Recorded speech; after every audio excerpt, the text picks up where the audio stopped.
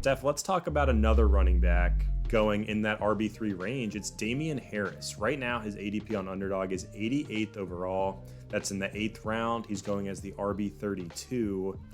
I have my fair share of concerns about Damien Harris. As but you Steph, should. I want to hear what you think about Damien Harris and how you think this Patriots backfield is going to shake out for 2021.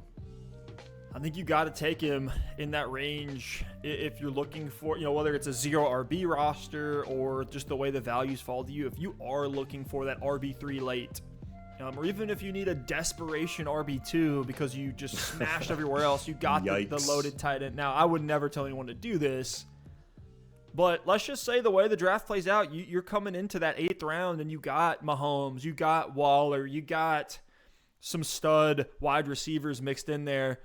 I don't mind Damien Harris as a flyer RB2 with a 0 RB type roster construction. And I do think Damien Harris's ADP is going to rise because we already have beat reports coming out. It's funny that the day that we recorded the show, we had ESPN's Mike Reese coming out and saying that he sees Damien Harris as the Patriots' #1 running back. And he said, quote, "It's pretty decisive." So you have the beat reports saying that Damien Harris is going to be the RB1 on this team. But traditionally, in fantasy, you want to stay away from the New England backfield. And I think that's turning a lot of people off to Damien Harris. But this year you have Harris as the clear #1 in terms of his ability from the running backs in that room. He's the only running back in that backfield of Sony Michel, James White, Ramondre Stevenson. He's the only one with a true 3-down skill set. So there is a chance, and this is why you're taking him in the 8th round at all. There's a non-zero opportunity for Damien Harris to be a 3-down workhorse in the NFL in 2021. For a team that ran the ball a ton last year, this year it's probably going to be a different story with Mac Jones coming in. But I see Damien Harris as a guy that's cut from the same cloth as Kenyon Drake and Josh Jacobs. I think his profile puts him somewhere between the two, and I know I'm like helmet scouting here with these are the Alabama prospects that, they were hyper efficient on the ground and through the air in college and then never commanded a full workload in that backfield. Like, that's the Harris mold to me. But you have Sony Michel as a cut candidate. New England already declined his 5th-year option this offseason. He's past the age apex at 26 years old. He has all these knee injuries that are holding him back. At best, he's a between-the-tackles grinder. You have James White, who is signed on a 1-year deal. He's a veteran scat back. I'm sure he's going to get plenty of targets this year. But I still think there's volume that can be there, especially if Mac Jones takes over. And I want to talk about that more later. But Ramondre Stevenson, he's a 4th-round pick. The draft capital doesn't scare me at all. He's a goal line back at most. Some say he's poised for the Garrett Blunt role. I see him more playing the James Devlin, Rex Burkhead role, which doesn't scare me at all for Damien Harris. Maybe it should, right, if they're the ones scoring touchdowns. But let's be real. This is an offense that's not going to give Ramondre Stevenson the opportunity to have 18 goal line carries that turn into touchdowns. Maybe. Well, let's talk about it in a minute because I want to talk about Damien Harris's 2020. The real issue, the scary pitfall, the huge red flag that anyone can see if you just look at his game log is he was not used as a pass catcher at all in 2020. And it's 0.7 targets per game. Just absolutely brutal. It's going to crush. If he stays in that role, it's really going to hurt all the fantasy players that want to see him get those touches. But last year, that Patriots offense was trying to figure things out with Cam. It fully felt like a bridge year. And Belichick was running the most vanilla offense that I think we've ever seen. We had each of these running backs playing exclusively one role. Like James White was exclusively used as a pass catcher. Damien Harris was used exclusively as a between-the-tackles grinder. And then you had the Rex Burkheads and the James Devlin that were clearly goal line backs. And that's how we use these guys. I think, and I hope, that Belichick's going to see the talent of Damien Harris, say, we got to get this guy the ball, see that he's an explosive playmaker, and say, look, I don't care what I did last year, whatever the blueprint was last year, let's scrap that and give the ball to the best player in the backfield.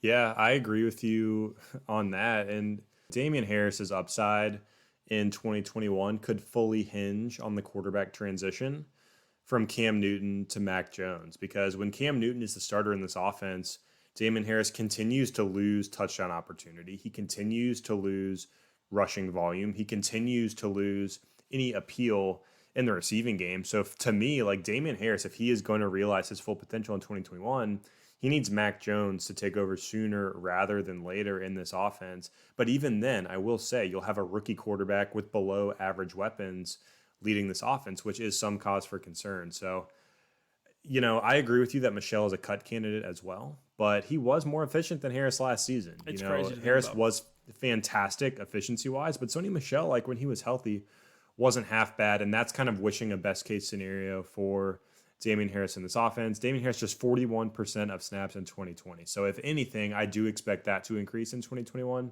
leading to more, hopefully, receiving output and rushing output in this Pats offense.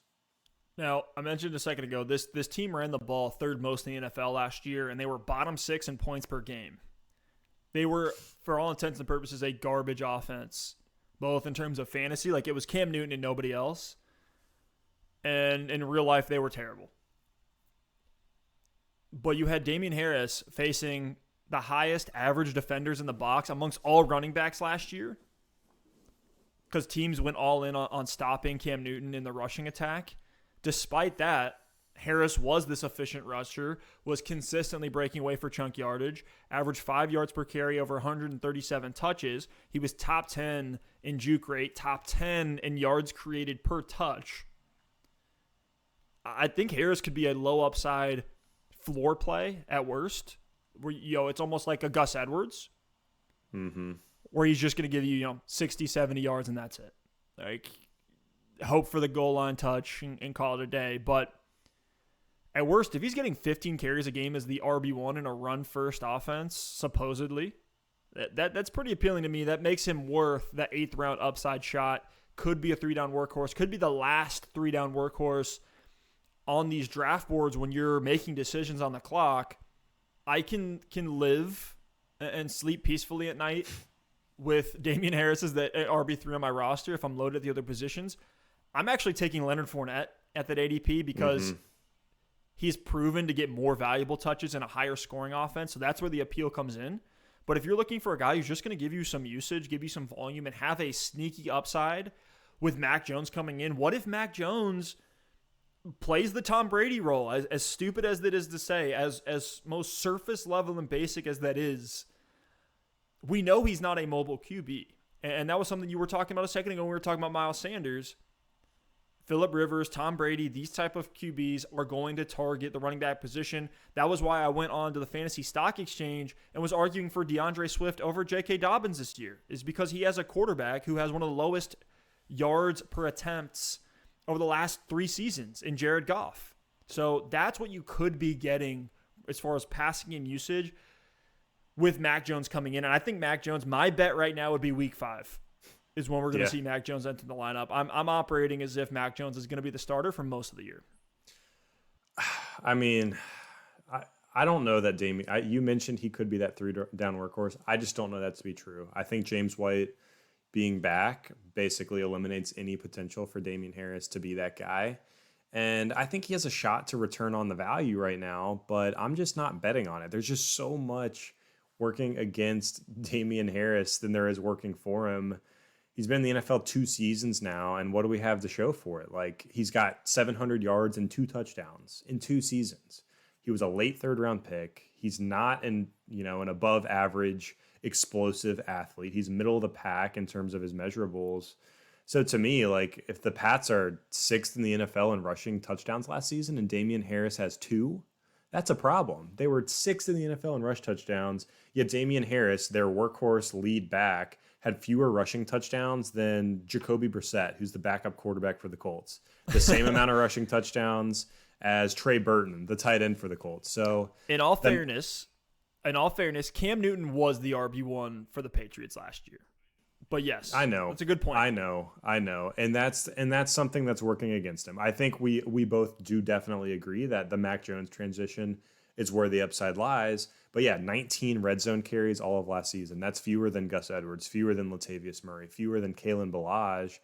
But part of the concern for me is that now you do have Ramondre Stevenson there. And we've broken down Stevenson. Check out that video on our channel if you haven't already, Steph and I don't believe in him as a prospect, to summarize, but whether we believe in him long-term as a prospect or not, he is a plotter that is going to be a threat for short yardage and goal line work. So that's why Damien Harris is concerning to me. Yes, Sony Michel, like we've mentioned several times, is a cut candidate, but that's still just projecting a scenario. And honestly, if Michel gets cut, Damien Harris's ADP is going to continue to climb to where he's no longer a value. The other interesting thing, too, when we're talking about opportunity cost with Damien Harris, it's like, why not wait 2 rounds and just get Gus Edwards or get A.J. Dillon or get a Tony Pollard? I thank you. It's like you read my mind. It's like you read my mind. I have literally in my notes that I'm looking at, I don't think he's going to be useless. I think Damien Harris, like you said, could be a guy you can plug in desperation, get 10 to 15 touches and hope for the touchdown. But he is in that Gus Edwards, James Conner, Ronald Jones tier for me, and you can get those guys 2 or 3 rounds later. So to me, it just doesn't make sense to take Damien Harris anywhere.